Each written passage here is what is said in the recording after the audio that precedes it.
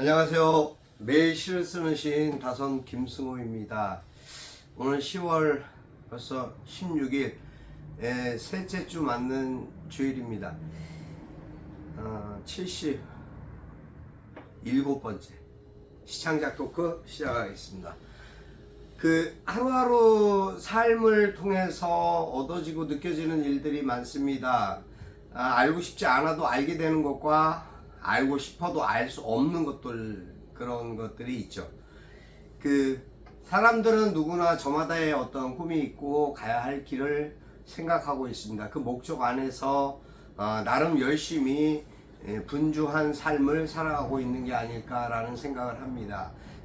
열심히 사는 것에 대한 만족도는 얼마나 될까요?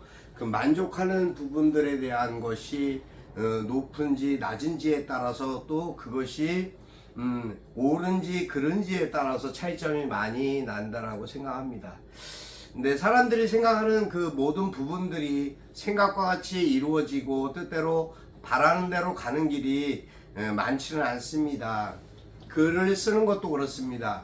글을 내가 쓰고 싶다고 하여서 막 적어지는 것이 아니죠. 하루에 10편, 100편 뭐 이렇게 쓸 수 있는 것도 아니겠고요. 하지만 하고자 하는 의지와 뜻이 있다면 가능할 수도 있지 않을까라는 생각도 해봤습니다. 삶을 통해서 자신의 삶이 어떠한 방향과 목적으로 가느냐에 따른 부분이겠죠. 하지만 중요한 것이 있습니다. 글은 쓰는데 항상 뭔가 새롭지 못하고 또는 새로운 것 같다고 생각하면서도 자신의 생각만으로 국한되어 있는 그러한 글도 봅니다. 이율배반적이라고 할까요? 이곳에서는 이러한 표현을 하고 저곳에서는 저러한 표현을 하고 저곳에서는 또 다른 저러한 표현을 한다라는 것 자체에 문제점이 있습니다. 그 방향성의 진실성이 어디 있느냐가 가장 중요하다고 생각합니다. 사람의 내면을 들여다볼 수는 없죠. 엑스레이, MRI, CT 다 해도 내면의 생각을 들여다볼 수는 없습니다. 사람의 생각 자체가 그렇게 무한대인 것이죠. 알 수 없는 그 생각들을 읽을 수만 있다면 많은 것들이 달라지겠죠.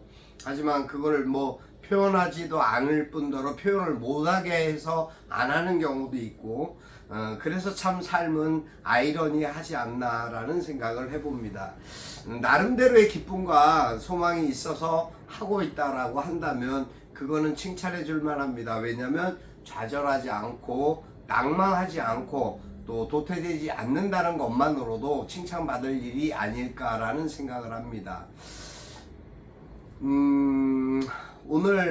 어제 오늘 굉장히 불편한 삶을 모두가 다 느끼고 살고 있습니다. 카카오 센터가 불이 난 일로 인해서 카카오톡이 전체 전면적으로 어제 오후 3시 이후 불통이 됐었습니다.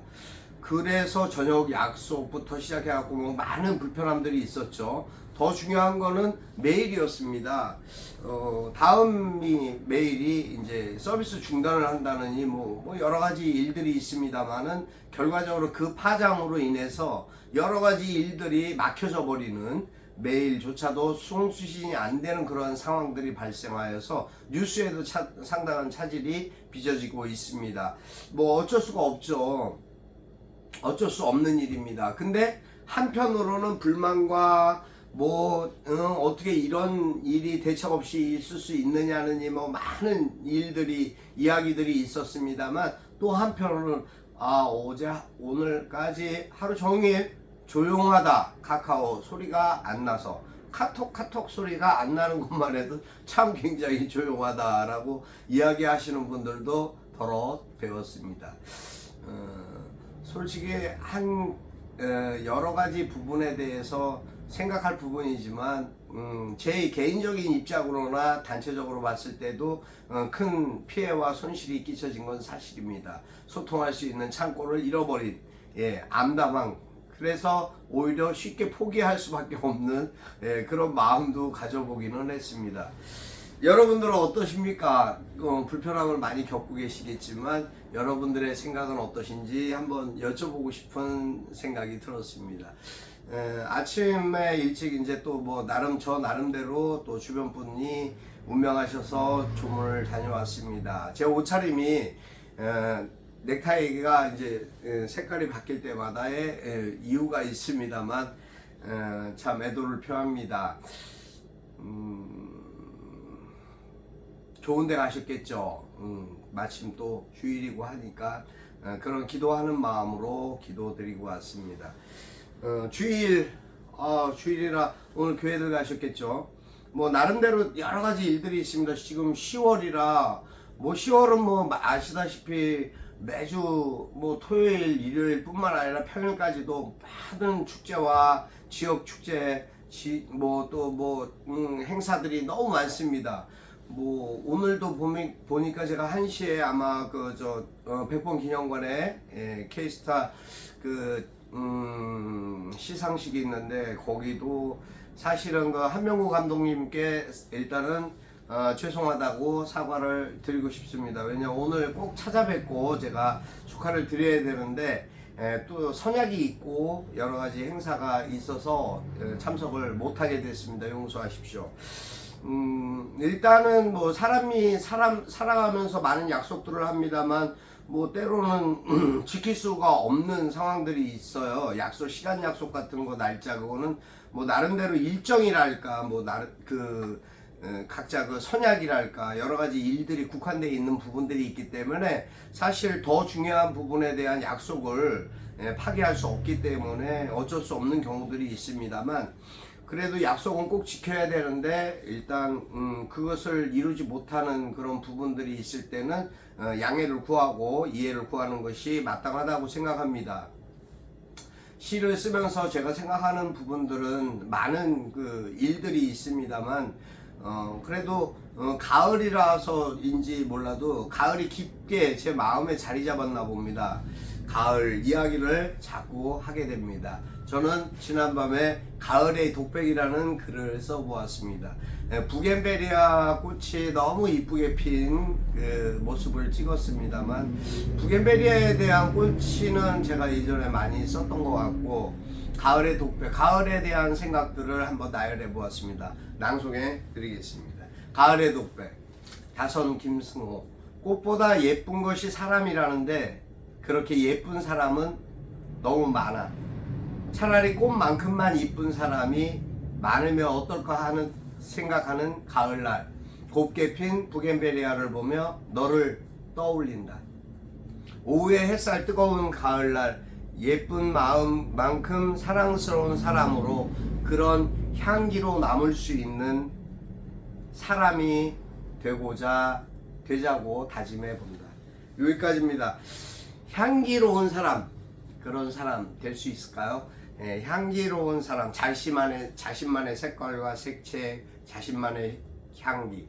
뭐 사람의 몸에서 나는 향기도 있습니다. 어렸을 때부터 아이 때 있었던 향기와 그런 것 같습니다. 몸에서 이제 신체적으로 느껴지는 향기가 있죠. 뭐 향수 같은 게 향기가 있습니다. 사람마다의 향기가 있는데 뭐 세월이 가면서 나이를 먹으면서 다 달라지죠. 그 향기가 뭐 이제 그런 인체적인 세포 변화라든가 여러 가지 뭐 조건이 있겠습니다만은 그래도 항상 그 사람을 떠올리면은 나는 어떠한 아카시아 향이 난다든가 뭐 나름대로 꽃에 비유한 향이 라벤더 향이 느껴진다든가 그 좋은 향들에 대한 느낌이 있는 그런 사람 어떨까요?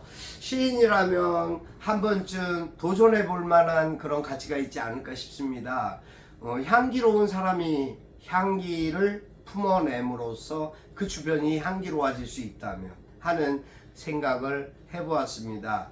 물론 너무 추상적이죠. 그렇지만 매일 글을 쓴다는 그것은 하나의 목표고 목적이 될 수 있지만 중요한 것은 누군가에게 작은 향기로 또 아니면 작은 감성으로 다가가서 그 사람의 마음을 터치해주는 부분, 그것이 시인의 역할이고 해야 될 의무와 책임이 아닐까라는 생각을 합니다.